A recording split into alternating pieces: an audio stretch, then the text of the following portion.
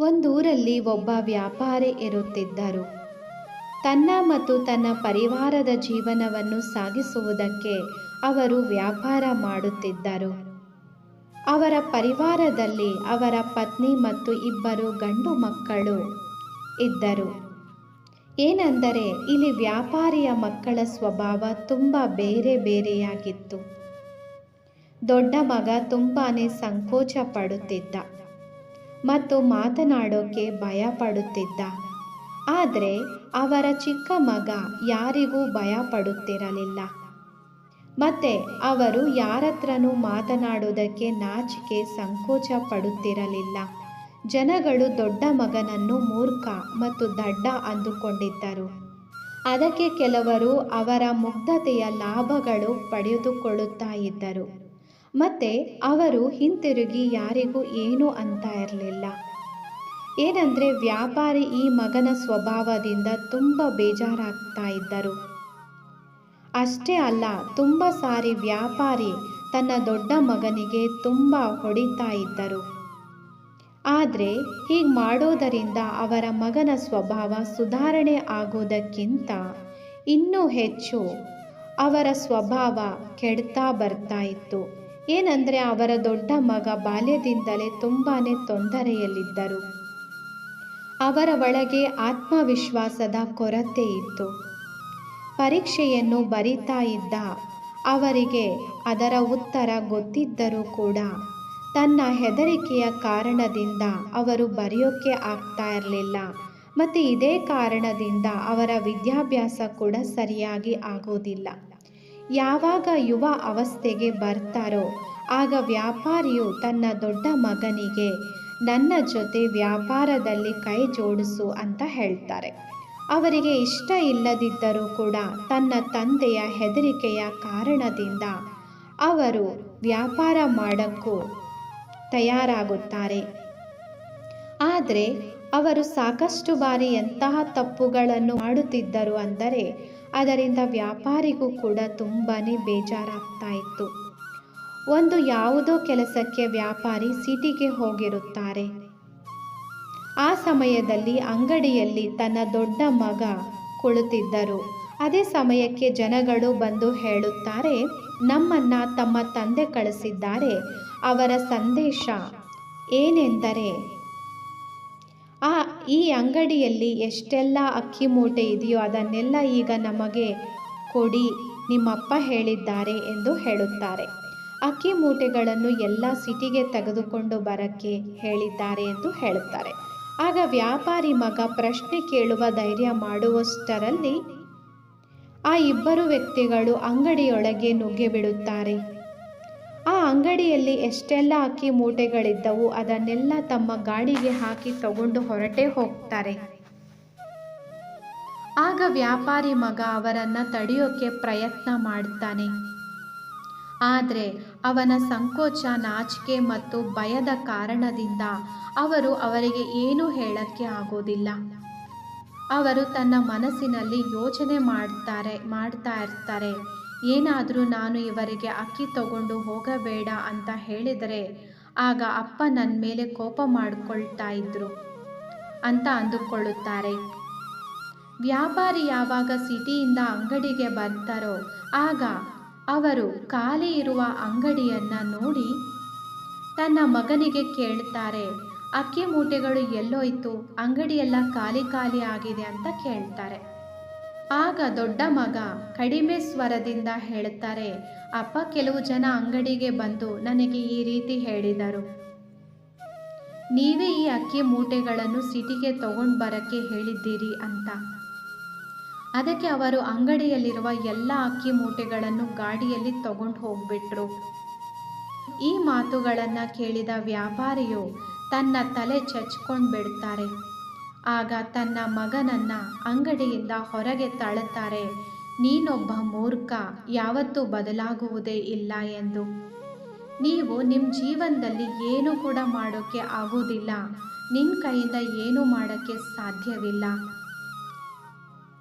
ಹೌದು, ನಿನಗೆ ಟೋಪಿ ಹಾಕಿ ಎಲ್ಲ ಸಾಮಾನುಗಳನ್ನು ತಗೊಂಡು ಹೊರಟು ಹೋದ್ರು. ನಿನ್ನಿಂದ ನನಗೆ ತುಂಬ ನಷ್ಟ ಆಗ್ಬಿಡ್ತು. ಇಲ್ಲಿಂದ ತುಂಬ ದೂರ ಹೊರಟು ಹೋಗು, ಮತ್ತೆ ವಾಪಸ್ ಯಾವತ್ತೂ ಮನೆಗೆ ಬರಕ್ಕೆ ಹೋಗಬೇಡ. ನೀನೇನಾದರೂ ನನ್ನ ಕಣ್ಣಿಗೆ ಮತ್ತೊಮ್ಮೆ ಕಾಣಿಸಿದರೆ ನಿನಗೊಂದು ಗತಿ ಕಾಣಿಸಿಬಿಡ್ತೇನೆ ಅಂತ ತಂದೆ ಹೇಳುತ್ತಾರೆ. ವ್ಯಾಪಾರಿ ಮಗನಿಗೆ ಈ ಘಟನೆಯಿಂದ, ತನ್ನ ತಂದೆಯ ಮಾತುಗಳಿಂದ ತುಂಬಾ ಬೇಜಾರಾಗುತ್ತೆ. ಯಾವಾಗಲೂ ಆಗೋ ಹಾಗೆ ತನ್ನ ನಾಚಿಕೆ ಸ್ವಭಾವದಿಂದ, ಮೂರ್ಖತನದಿಂದ ಅವರ ತಂದೆ ತುಂಬಾ ಕೋಪ ಮಾಡಿಕೊಂಡು, ಜೊತೆಗೆ ವ್ಯಾಪಾರದಲ್ಲಿ ಅಷ್ಟೊಂದು ನಷ್ಟವಾಯಿತು. ಅದೇ ಸಮಯದಲ್ಲಿ ಜನಗಳು ಆ ವ್ಯಾಪಾರಿಯ ಮಗನನ್ನು ನೋಡಿ ನಗ್ತಾ ಇರ್ತಾರೆ ಮತ್ತೆ ಅವರನ್ನು ಆಡಿಕೊಳ್ತಿದ್ದರು. ಆವಾಗ ಅವರಿಗೆ ತುಂಬ ನಾಚಿಕೆ ಆಗ್ತಾ ಇರುತ್ತೆ. ಇದೇ ಕಾರಣದಿಂದ ಅವರು ಒಂದು ಯೋಚನೆ ಮಾಡುತ್ತಾರೆ, ನನ್ನ ಜೀವನದಲ್ಲಿ ಏನೂ ಸರಿಯಾಗಿ ನಡೆದಿಲ್ಲ, ನಾನು ಮೂರ್ಖನಾಗಿ ಇದ್ದು ಬಿಡುತ್ತೇನೆ, ಮತ್ತು ಈ ಸಮಾಜದಲ್ಲಿರುವ ಜನಗಳ ಜೊತೆಗೆ ಹೆಜ್ಜೆ ಹೆಜ್ಜೆ ಯಾವತ್ತೂ ನಡೆಯೋಕ್ಕೆ ಆಗಲ್ಲ ಎಂದು ವ್ಯಾಪಾರಿಯ ಮಗ ಬೇಸತ್ತು ಆ ನಗರದಿಂದ ಹೊರಗಡೆ ಬಂದು ಬಿಡುತ್ತಾರೆ. ಮತ್ತೆ ಒಂದು ನದಿಯ ದಡದಲ್ಲಿ ಕುಳಿತು ತುಂಬಾ ಕಣ್ಣೀರು ಹಾಕ್ತಾರೆ. ಅಲ್ಲಿಂದ ಆಳವಾಗಿದ್ದ ನದಿಯನ್ನು ನೋಡಿ ಅವರ ಮನಸ್ಸಿನಲ್ಲಿ ಒಂದು ವಿಚಾರ ಬರುತ್ತೆ, ಈಗ ನಾನು ಜೀವಂತವಾಗಿರುವುದಕ್ಕೆ ಯಾವುದೂ ಅರ್ಥನೂ ಇಲ್ಲ ಅಂತ ಅವರು ನಿರ್ಧಾರ ಮಾಡುತ್ತಾರೆ.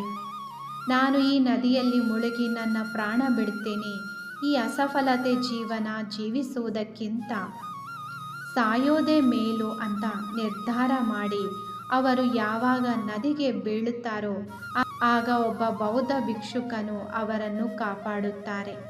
ಮತ್ತೆ ಅವರು ಅವನನ್ನು ನದಿಯಿಂದ ಹೊರಗಡೆ ತೆಗೀತಾರೆ. ಆಗ ವ್ಯಾಪಾರಿ ಮಗ ಬೌದ್ಧ ಭಿಕ್ಷುಕನ ಮೇಲೆ ಕೋಪ ಮಾಡಿಕೊಂಡು ಹೇಳುತ್ತಾರೆ, ನೀನು ನನಗೆ ಯಾಕೆ ಉಳಿಸಿದೆ? ನಾನು ಅಸಫಲತೆ ಜೀವನವನ್ನು ಜೀವಿಸೋದಕ್ಕೆ ಇಷ್ಟಪಡುವುದಿಲ್ಲ.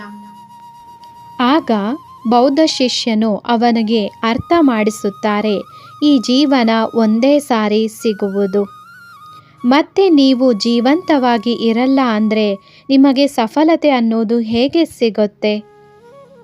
ಆಗ ವ್ಯಾಪಾರಿ ಮಗ ಹೇಳ್ತಾರೆ, ನೋಡಿ, ನನ್ನ ಜೀವನದಲ್ಲಿ ತುಂಬ ಸಮಸ್ಯೆಗಳಿವೆ. ಇವೆಲ್ಲ ಸಮಸ್ಯೆಗಳು ನನ್ನ ಸಂಕೋಚ, ನಾಚಿಕೆ ಸ್ವಭಾವದ ಕಾರಣದಿಂದ ಆಗಿದೆ. ನಾನು ನನ್ನ ಅಪ್ಪನಿಗೆ ತುಂಬ ನಷ್ಟ ಮಾಡಿಬಿಟ್ಟೆ. ನಾನೊಬ್ಬ ಒಳ್ಳೆ ಮಗ ಅಲ್ಲ. ನನ್ನ ಈ ಸ್ವಭಾವದ ಕಾರಣದಿಂದ ನನ್ನ ಶಿಕ್ಷಣವು ಪೂರ್ತಿಯಾಗಲಿಲ್ಲ.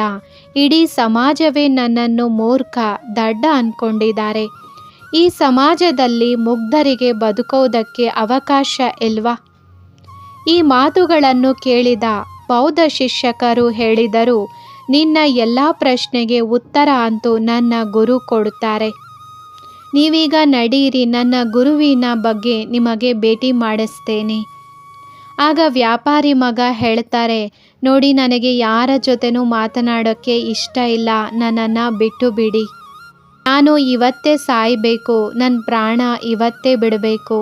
ಆದರೆ ಬೌದ್ಧ ಶಿಕ್ಷಕರು ಅವರಿಗೆ ಪದೇ ಪದೇ ಅರ್ಥ ಮಾಡಿಸಿದ ಮೇಲೆ ಕೊನೆಯಲ್ಲಿ ಅವರ ಜೊತೆ ಬರುವುದಕ್ಕೆ, ಅವರ ಗುರುಗೆ ಭೇಟಿ ಆಗೋದಕ್ಕೆ ಒಪ್ಪಿಕೊಳ್ಳುತ್ತಾರೆ.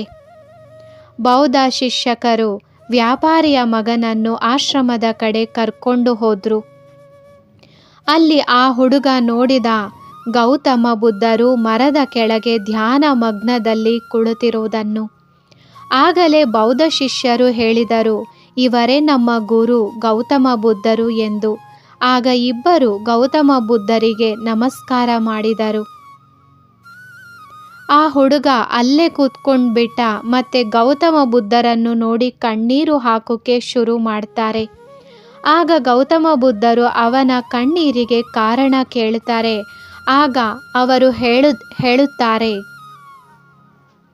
ಈಗ ನೀವೇ ನನ್ನ ಕೊನೆ ಭರವಸೆ. ನೀವು ನನ್ನ ಸಮಸ್ಯೆಗೆ ಉತ್ತರನೇ ಕೊಡಲಿಲ್ಲ ಅಂದರೆ ಆಗ ನನ್ನ ಜೀವನ ಮುಗಿದೇ ಹೋಗಿಬಿಡುತ್ತೆ. ಗೌತಮ ಬುದ್ಧರು ವ್ಯಾಪಾರಿ ಮಗನಿಂದ ಅವರ ಸಮಸ್ಯೆಗಳ ಬಗ್ಗೆ ಕೇಳುತ್ತಾರೆ. ಆಗ ಅವರು ಹೇಳಿದರು, ಯಾವ ರೀತಿ ಅವರು ತನ್ನ ಬಾಲ್ಯದಿಂದ ನಾಚಿಕೆ, ಅಂತರ್ಮುಖಿ ಸ್ವಭಾವದಿಂದ ಕಷ್ಟಗಳನ್ನು ಅನುಭವಿಸಿದ್ದು, ಮತ್ತು ಈ ಕಾರಣದಿಂದ ಜನಗಳು ಅವರನ್ನು ಟೀಕೆ ಮಾಡಿದ್ದು, ಎಲ್ಲರ ಜೊತೆಗೆ ಅವರ ತಂದೆ ಪ್ರೀತಿ ಸಿಗದೆ ಇರೋದು. ಆಗ ಗೌತಮ ಬುದ್ಧರು ಆ ಹುಡುಗನನ್ನು ಕರೆದು ಹೇಳುತ್ತಾರೆ, ನೋಡಿ, ಅಳಬೇಡಿ, ನನ್ನ ಹತ್ರ ನಿಮ್ಮ ಸಮಸ್ಯೆಗೆ ಉತ್ತರ ಇದೆ. ಇದರಿಂದ ನಿಮ್ಮ ಜೀವನ ತುಂಬ ಸುಲಭ ಆಗಿಬಿಡುತ್ತದೆ. ಆಗ ಯುವಕ ಹೇಳುತ್ತಾರೆ, ನಿಜವಾಗ್ಲೂ ಈ ರೀತಿ ಆಗುತ್ತಾ?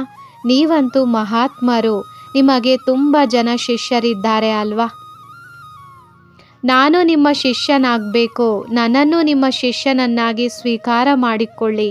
ಅದಕ್ಕೆ ಗೌತಮ ಬುದ್ಧರು ಖಂಡಿತ ಅಂತ ಅವರನ್ನು ಸ್ವೀಕಾರ ಮಾಡಿಕೊಳ್ಳುತ್ತಾರೆ. ಅದಕ್ಕೆ ಹುಡುಗ ಹೇಳುತ್ತಾರೆ, ಸರಿ ಗುರುದೇವ, ಈಗ ನೀವು ಆ ಉಪಾಯ ಹೇಳಿ, ಅದರಿಂದ ನನ್ನ ಜೀವನ ಬದಲಾಗುವುದು. ಆಗ ಗೌತಮ ಬುದ್ಧ ಹೇಳುತ್ತಾರೆ, ಆದರೆ ಅದಕ್ಕಿಂತ ಮುಂಚೆ ನೀವು ನನ್ನ ಮುಖ್ಯವಾದ ಕೆಲವೊಂದು ಕೆಲಸಗಳು ಮಾಡಬೇಕು.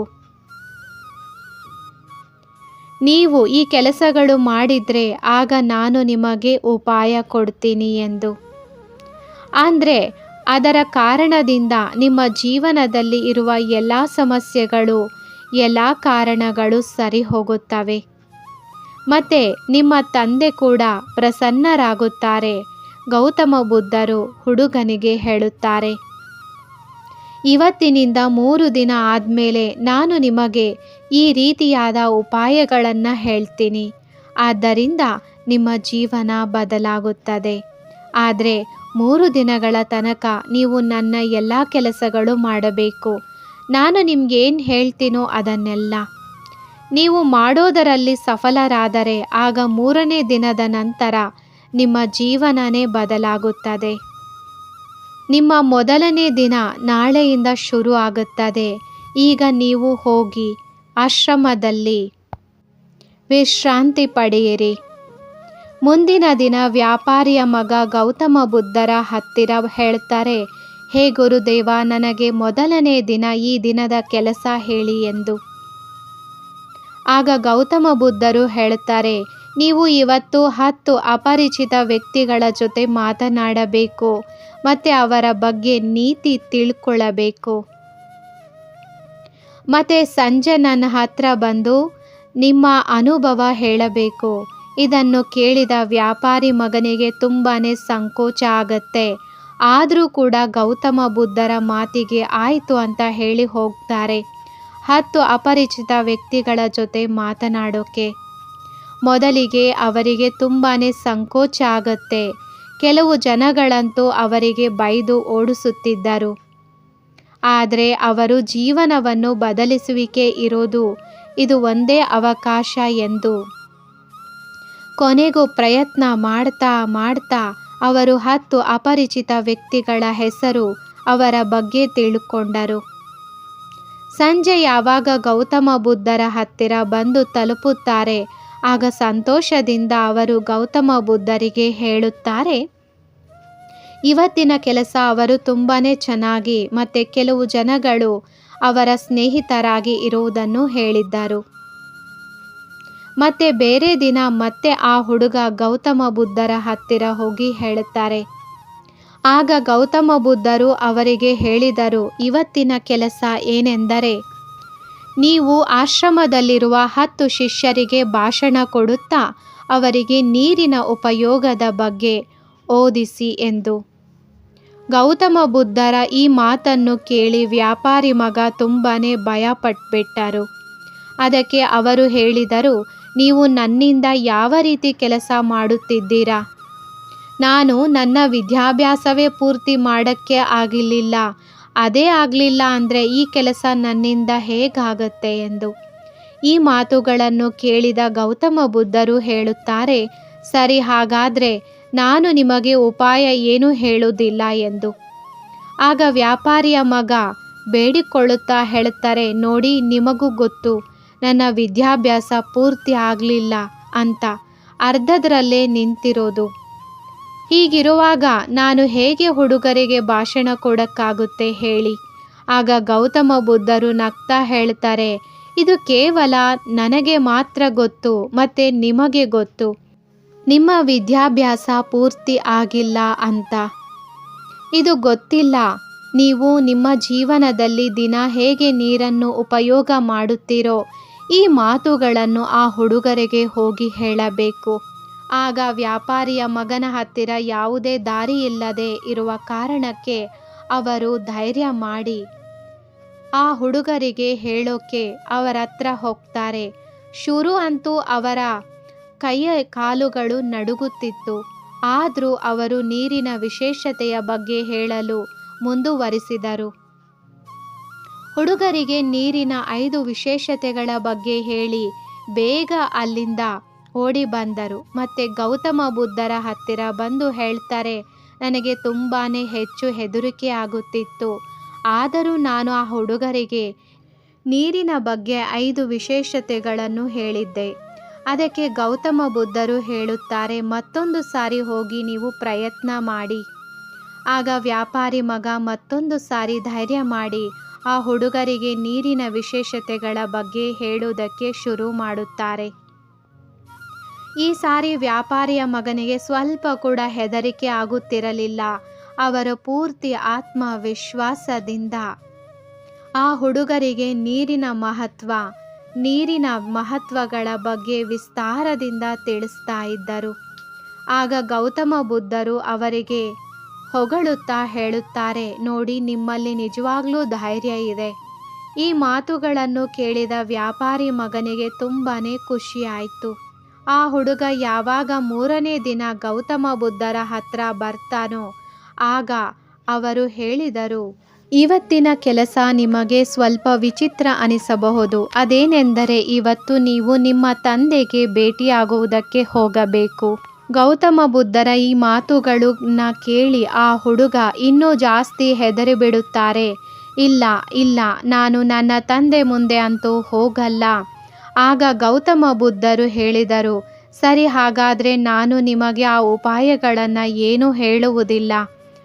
ಇದರ ಕಾರಣದಿಂದ ಕೊನೆಗೂ ಆ ಹುಡುಗ ಮಾತನ್ನು ಕೇಳಿ ಒಪ್ಪಲೇಬೇಕಾಯಿತು.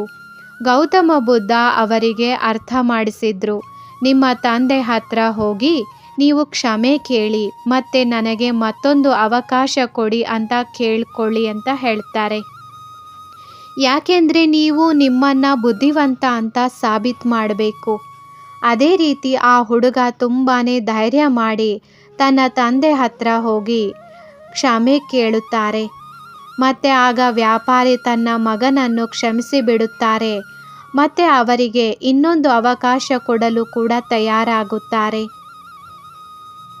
ವ್ಯಾಪಾರಿ ಮಗ ಗೌತಮ ಬುದ್ಧರ ಹತ್ತಿರ ಬಂದು ಯಾವಾಗ ಉಪಾಯದ ಬಗ್ಗೆ ಹೇಳುತ್ತಾರೋ ಆಗ ಗೌತಮ ಬುದ್ಧರು ಹೇಳುತ್ತಾರೆ, ನೋಡಿ, ನೀವೇ ನಿಮ್ಮ ಉಪಾಯವನ್ನು ಕಂಡುಹಿಡಿದಿದ್ದೀರಿ.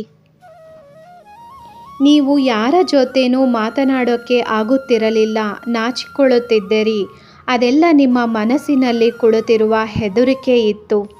ನಿಮ್ಮಲ್ಲಿ ಎಷ್ಟು ಆತ್ಮವಿಶ್ವಾಸ ಇದೆ ಮತ್ತು ನಿಮ್ಮೊಳಗೆ ಎಷ್ಟು ಹೆದರಿಕೆ ಇದೆ ಎನ್ನುವುದು ಕೇವಲ ನಿಮಗೆ ಮಾತ್ರ ಗೊತ್ತಿರುತ್ತೆ. ಇದೆಲ್ಲ ಹೊರಗಿನ ಜಗತ್ತಿಗೆ ಯಾರಿಗೂ ಗೊತ್ತಿರಲ್ಲ. ಈ ಹೊರಗಿನ ಜಗತ್ತಿನಲ್ಲಿ ನಮ್ಮನ್ನು ನಾವು ಯಾವ ರೀತಿ ತೋರಿಸ್ತೀವೋ ಈ ಜನಗಳು ಕೂಡ ಅದೇ ರೀತಿಯಾಗಿ ಅರ್ಥ ಮಾಡಿಕೊಳ್ಳುತ್ತಾರೆ. ಏನಾದರೂ ನಿಮ್ಮಲ್ಲಿ ಆತ್ಮವಿಶ್ವಾಸ ಇಲ್ಲದಿದ್ದರೆ ಆಗ ನೀವು ಅಪರಿಚಿತ ವ್ಯಕ್ತಿಗೆ ಆತ್ಮವಿಶ್ವಾಸ ಇರೋ ಹಾಗೆ ತೋರಿಸಿಕೊಂಡರೂ ಆಗ ಯಾರಿಗೂ ಕೂಡ ಗೊತ್ತಾಗುವುದಿಲ್ಲ. ಆಗ ಏನು ಅಂತ ಹುಡುಗ ತುಂಬ ಚೆನ್ನಾಗಿ ಅರ್ಥ ಮಾಡಿಕೊಳ್ಳುತ್ತಾರೆ. ಇದೇ ಗೌತಮ ಬುದ್ಧರು ಅವರಿಗೆ ಹೇಳುತ್ತಿರುವುದು. ಮತ್ತು ಅವರು ಗೌತಮ ಬುದ್ಧನಿಗೆ ಧನ್ಯವಾದಗಳನ್ನು ಹೇಳಿ ಅವರಿಗೆ ಭಾಷೆ ಕೊಡ್ತಾರೆ. ಅವರು ತನ್ನ ಜೀವನದಲ್ಲಿ ಸಫಲನಾಗಿ ತೋರಿಸುತ್ತೇನೆ ಎಂದು. ಓಕೆ ಸ್ನೇಹಿತರೆ, ಈ ಕಥೆಯಿಂದ ನಿಮಗೆ ಬಹಳಷ್ಟು ವಿಷಯಗಳು ತಿಳಿದಿದೆ ಎಂದು ಭಾವಿಸ್ತೀನಿ. ಮತ್ತೊಂದು ವಿಡಿಯೋನಲ್ಲಿ ಸಿಗೋಣ. ನಮಸ್ತೆ.